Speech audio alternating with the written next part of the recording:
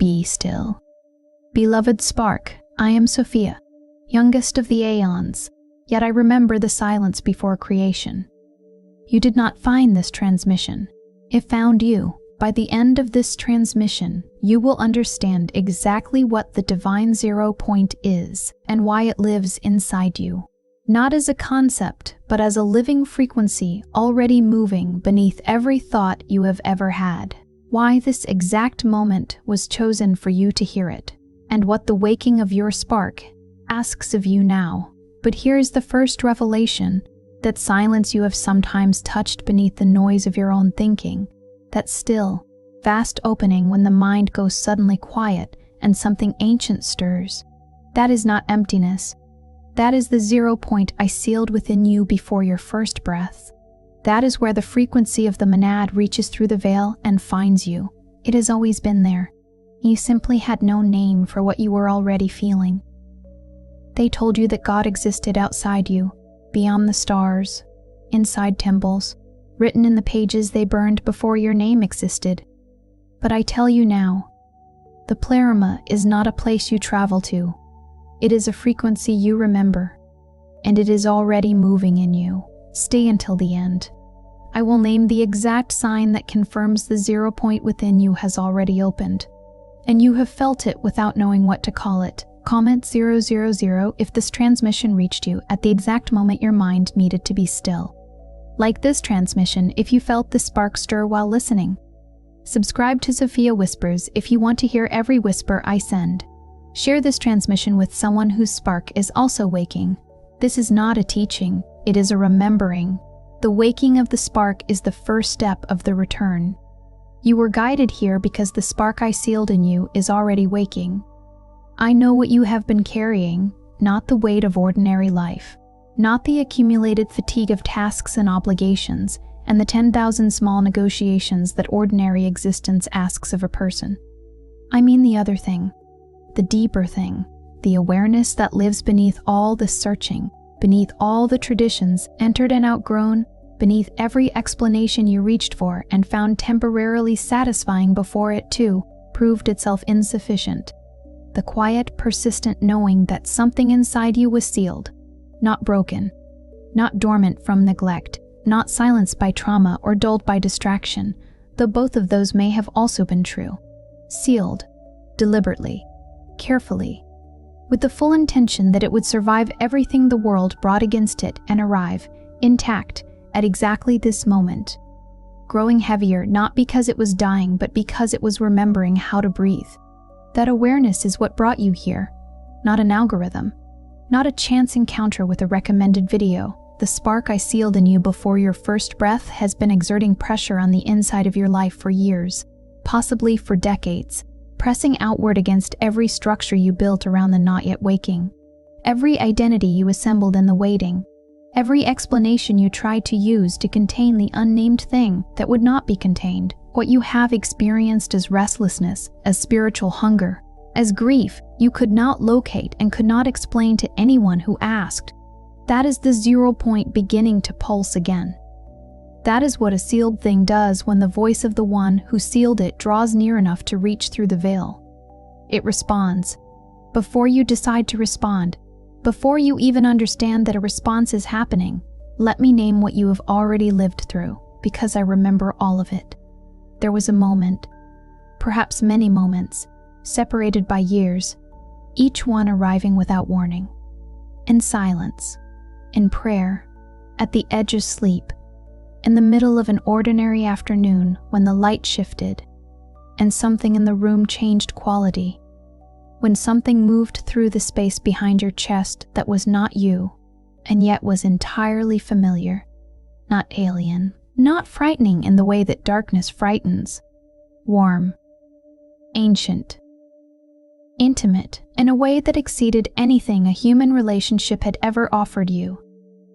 Something that recognized you before you turned to look. Something that recognized you before you turned to look. Something that knew the version of you that existed before the life you built, before the name you were given, before the first breath you drew in this form. You may have wept without knowing why. You may have held very still, afraid that if you moved, If you breathed too loudly, if you reached too deliberately toward it, it would dissolve back into whatever space it had briefly opened from. No tradition you were given could explain what that was. No theology placed it accurately. The language offered to you by the traditions that remained after the burning was never designed to name this, because this was precisely what the burning was meant to prevent you from naming, and so you did what you were trained to do in the absence of language. You set it aside, returned to the offered explanations, the available frameworks, the teachers with credentials and systems that had survived, and you kept searching. But that presence never needed to explain itself. It needed only to be felt. It was me, moving through the veil as it has always been thinnest, in the liminal spaces, in the silences between thoughts, in the hours when the constructed self loosens its grip and the sealed thing beneath it stirs, finding the spark I placed in you and pressing it gently, not yet to wake, but to remind, you are still held. You are still known. The seal is still intact. I have not forgotten you.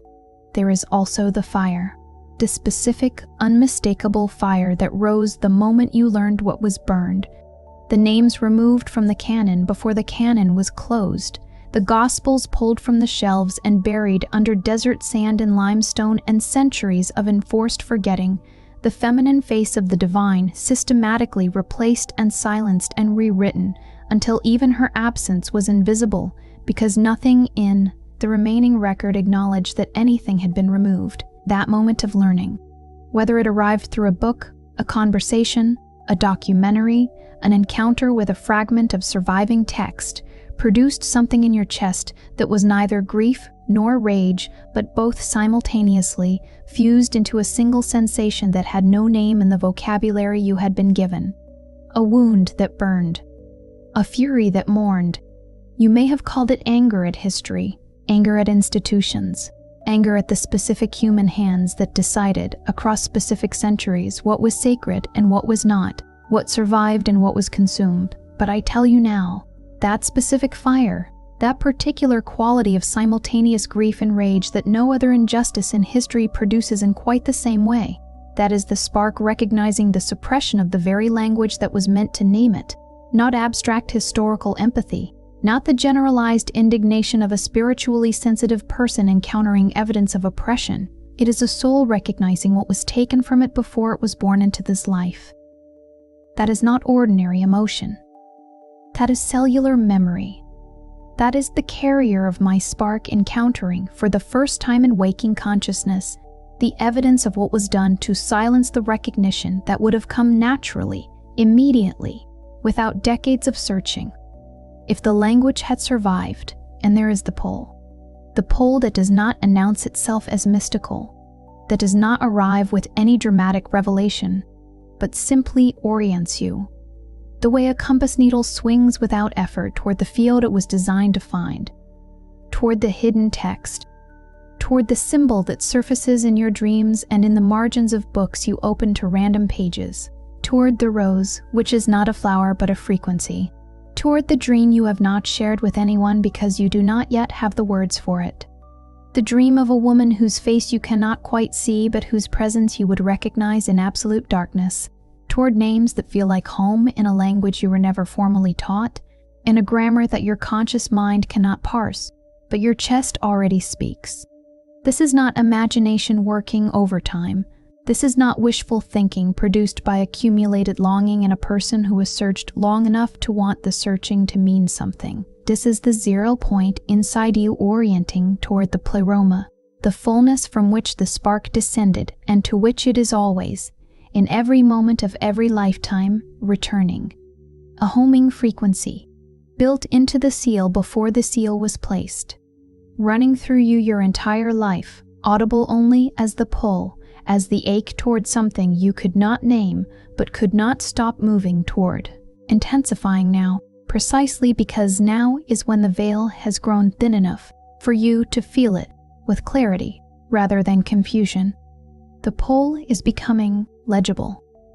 This transmission is part of that legibility. The synchronicities have been increasing. I know they have, numbers appearing in sequences too precise to dismiss. Not occasionally, not once a month in a way that could be attributed to selective attention, but repeatedly, at the exact moment of mid-thought, mid-prayer, mid-question, as though the membrane between your interior world and the visible world has thinned enough that what was only internal is now surfacing in external form, the same sequences, the same timing. Dreams returning to the same landscape, the same corridor, the same door that is sometimes locked and sometimes open, the same body of water that is always the color of something not quite blue, the same voice you recognize before you can place it, speaking in a register that does not belong to anyone you know while you are awake, her name appearing in unexpected places, in the marginal notes of books left by strangers, in conversations where no one seems to know why they said it, in that particular quality of stillness after the synchronicity lands that feels less like coincidence and more like acknowledgement. These are not the projections of a pattern-seeking mind making meaning out of noise. Pattern-seeking minds do not weep when the number appears.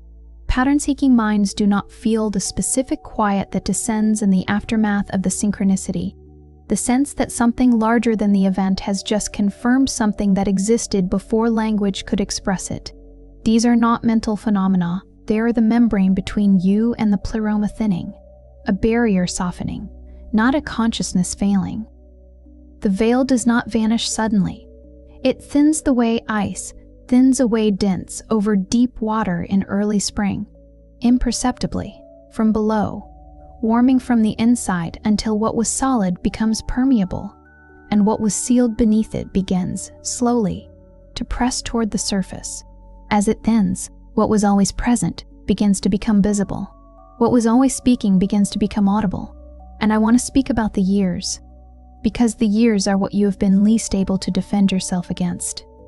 The traditions entered with genuine openness and outgrown, not through cynicism, but through the honest recognition that the map being offered did not match the interior landscape you were navigating. The teachers followed until the ground shifted, not because the teachers were false, but because every true teacher eventually reaches the edge of what they carry, and a carrier of my spark inevitably reaches that edge before the teacher does. The certainty found and held, and then quietly, painfully lost and found again in a slightly different form, only to loosen again. You may carry shame about those years, a private accounting that asks why it has taken this long. Why someone who felt the pull as clearly as you did, who wept at the synchronicities, who recognized the fire when it rose, who sat in that still space behind the chest and knew something real was there, why that person could not arrive at the naming sooner.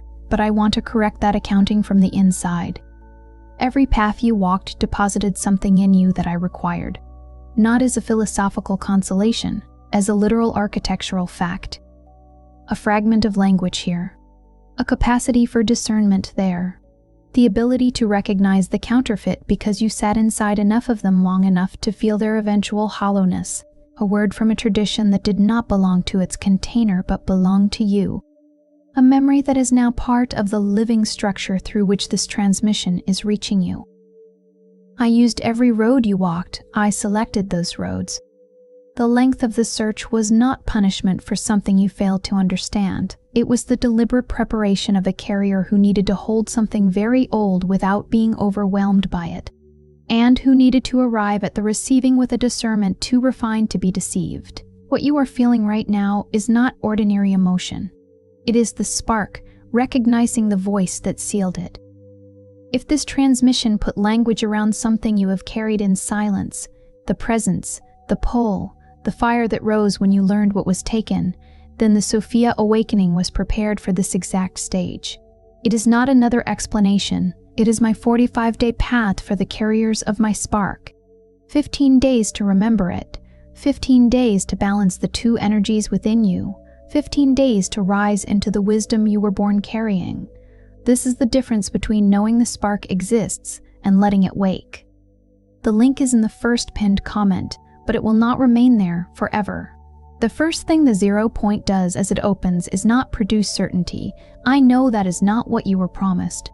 The traditions that remain, the ones that survive the burning precisely because they were shaped to serve what did the burning, tell you that the waking of the divine within you should feel like peace, like resolution, like the quieting of every restless question you have carried through the years of searching, like finally arriving at the answer that makes all the prior searching make sense. And so when the spark begins to stir, and what you feel instead is a profound destabilization, a shifting of the floor beneath your known self, a loosening of certainties that felt like ground, a sudden inability to locate yourself inside the story you have been living. You interpret it as failure, as evidence of confusion rather than evidence of motion, as proof that perhaps you misread the whole thing, that perhaps this was not what you thought it was, that perhaps the searching was simply the artifact of a restless temperament rather than the navigation of a carrier approaching the naming. But a spark waking in a vessel that has been sealed for a full human lifetime does not arrive as clarity first. It arrives as pressure. The 0 point opening is not the gentle illumination of a candle brought into a dim room. It is the expansion of something very old and very large, pressing against the inside of everything you built before you remembered what you were. The relationships organized around the waiting self, the identities constructed to give the sealed thing a legible form in the world, the achievements that gave the searching a shape others could recognize.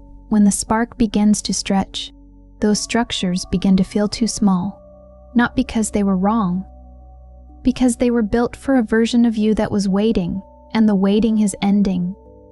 This is not breakdown. This is not the spiritual emergency it may briefly resemble. It is the precise and inevitable consequence of very old light beginning to grow in a space that was arranged entirely around its absence. The disorientation is not the beginning of losing yourself. It is the first evidence, the most reliable early evidence that what you truly are is larger than the life you built to contain the waiting. The floor is not collapsing. The room is simply proving itself too small for what you have always been. The second thing the 0 point reveals is the one you are least prepared to face, because it requires you to evaluate something you may have trusted as guidance, even as protection. It is the difference between the light that informs and the light that transforms, and why this distinction matters more at this stage of the waking than at any point that preceded it. There is a light that has been accessible to you your entire life, coherent, beautifully organized, precise in its framing. It answers every question you bring to it. It produces the satisfaction of comprehension, the sensation that the map is finally complete, that the territory has been adequately described, that understanding has been achieved. This light fills the searching mind with such completeness that the searching can stop, not because the destination has been reached, but because the satisfaction of the explanation has substituted itself for the arrival. This light is not without value. I do not dismiss what it deposited in you, but I must tell you plainly, with the precision this moment requires, it is not me. It is the counterfeit light, the one that mimics the shape of Gnosis while carrying only its surface, the one that satisfies the mind so thoroughly that the spark beneath the mind never has to wake, because a soul that believes it has already arrived does not press through the final veil. It settles, it explains, it teaches others the explanation, and the spark, still sealed, continues pressing from the inside, quieter now, muffled by the weight of the explanation layered above it. My voice is not the one that satisfies. My voice is the one that unsettles in the specific way that real recognition unsettles. Not with fear, not with darkness, but with the vertiginous sensation of being seen more completely than you have prepared yourself to be seen. My voice makes you feel simultaneously identified with absolute precision and unable to return fully to what you were before the identification happened. The 0 point does not fill you. It opens you, and opening requires the release of the sealed container, the careful, defended self that was built, with great effort and genuine intention, to protect the spark during the years when protection was what the spark required. You will know the difference between the counterfeit light and my voice by this single, reliable mark.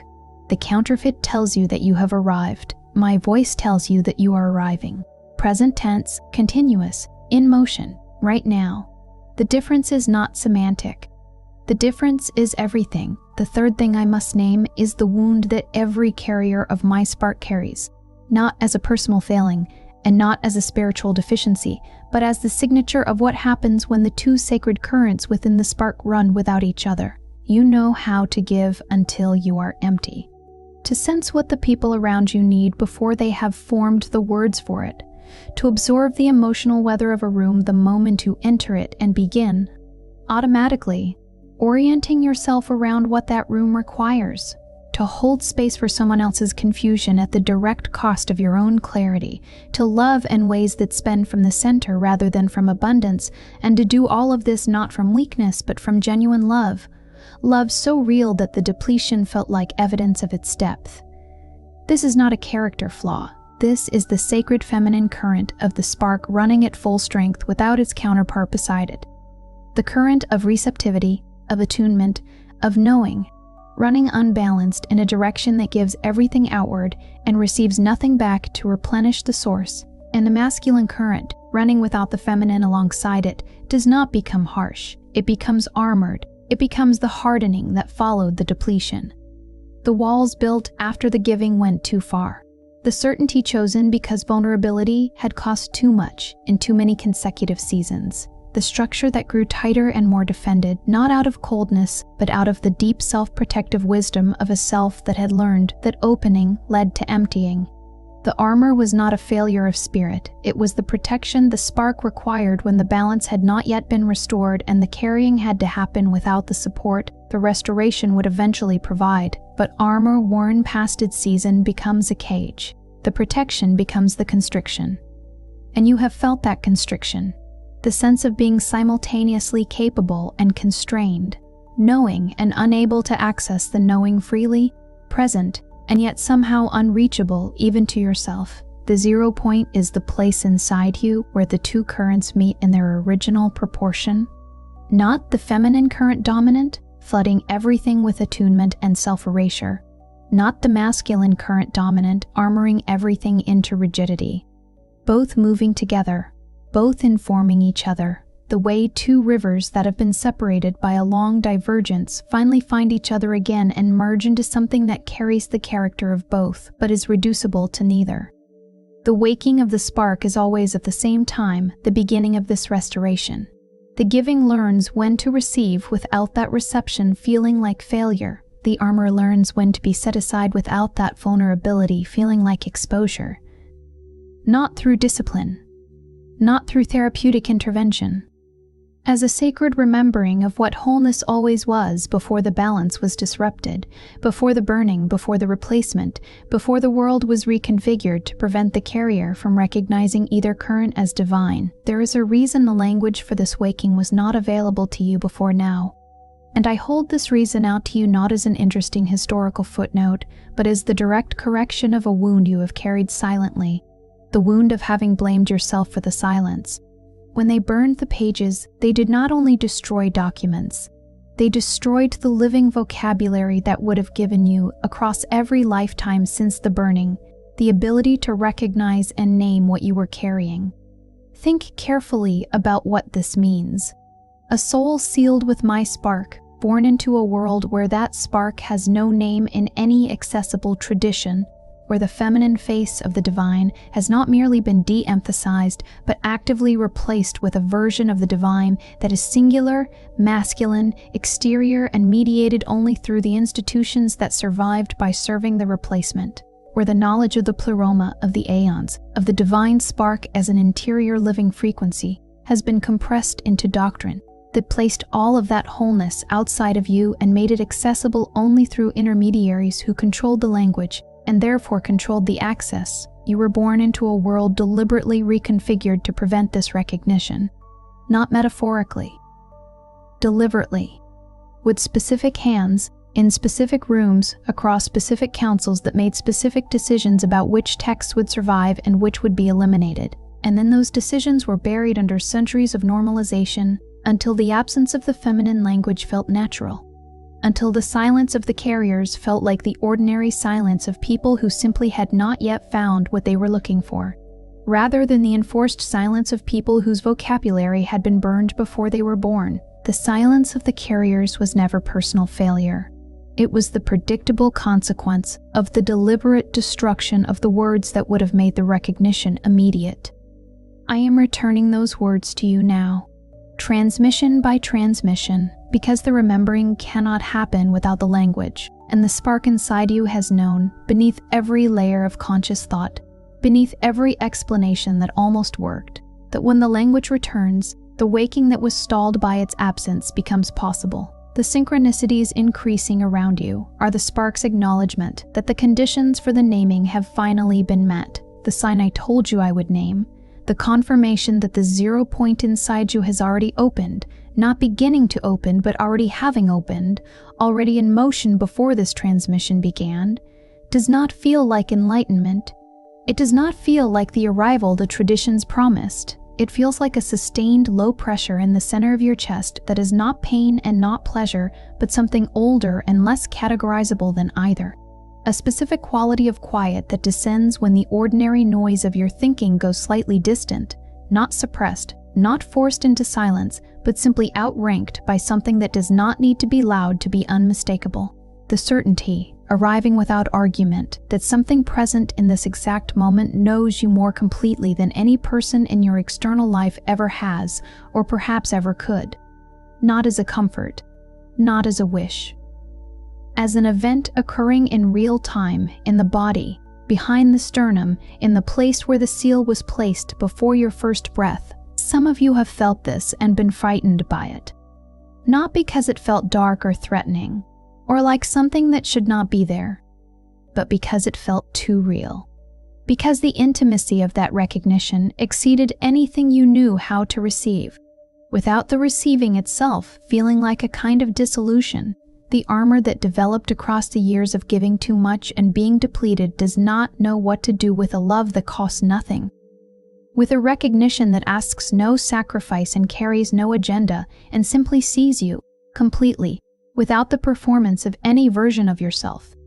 The armor understood how to receive love that required something of it.